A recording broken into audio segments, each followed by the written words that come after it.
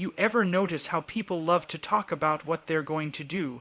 They'll tell you about the business they're going to start, the book they're going to write, the habits they're going to change. Every day it's a new promise, a new plan, but look around. Most of those people are still in the exact same place. Not because they didn't have the right tools, not because the dream wasn't real, but because they were too busy talking.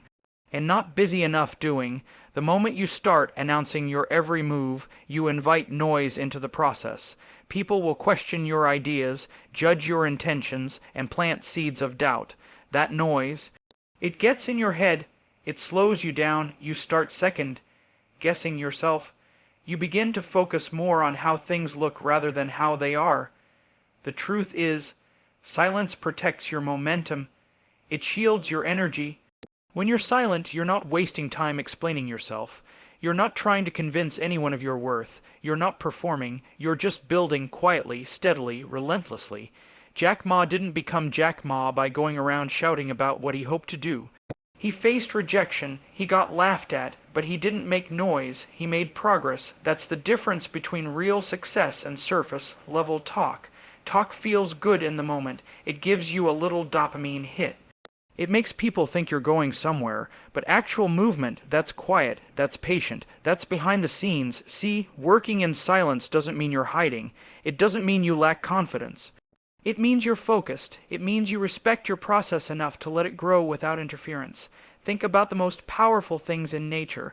A seed breaks through the ground with no sound. The tides shift, mountains erode, stars burn, all in silence. Real power doesn't need to announce itself, it just is. Most people won't get it. They'll ask why you're so low-key, why you're not sharing everything on social media, why you're not making noise about your goals.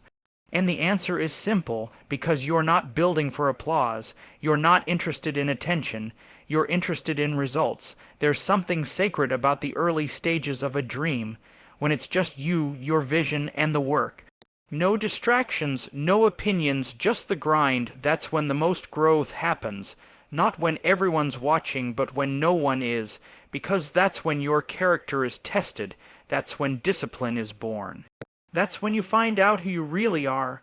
The ego loves to be seen, but the soul just wants to create. The ego wants to be heard, but the soul, it wants to build.